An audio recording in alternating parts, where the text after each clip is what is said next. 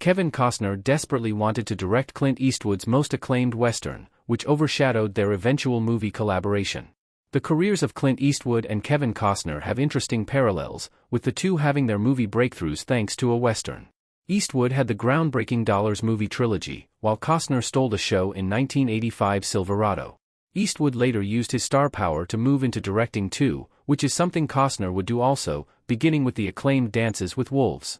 Eastwood is indelibly linked to the genre now, and while Costner's Western movie output is much smaller, he has become something of a Western icon too. Costner is gambling big, in more ways than one, with his upcoming Horizon movie series. The star and director has invested some of his own fortune into the duology and plans to shoot 2 more entries to complete the story. Time will tell if his risk pays off, but it's notable that pretty much every film he's directed, including The Postman, is a Western of some kind. Kevin Costner chased Unforgiven as a directing project for years. Clint Eastwood won the Best Director Oscar for his work in Unforgiven. Costner's Dances with Wolves helped revive Westerns in the 1990s after the genre had stagnated for over a decade.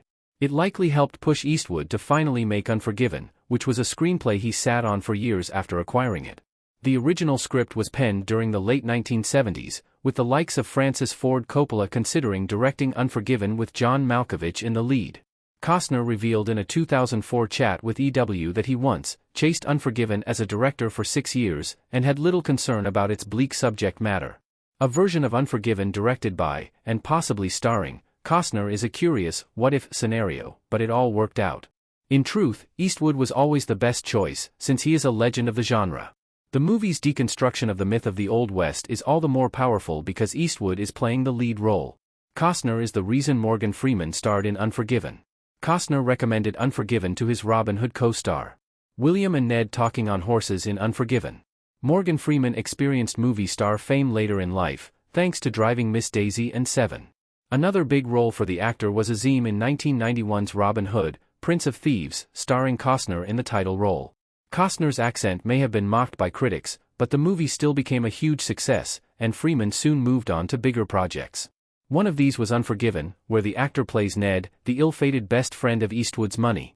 Freeman heard about Unforgiven from Costner during production of Robin Hood and later approached Eastwood about the role.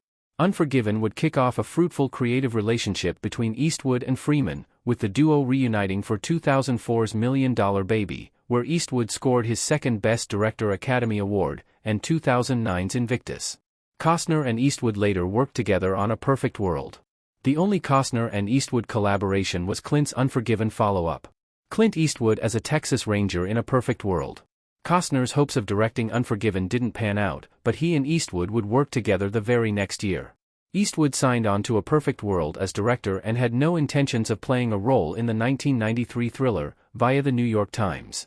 However, when Costner was cast in the lead role of escaped convict Butch, he insisted Eastwood play the Texas Ranger pursuing him.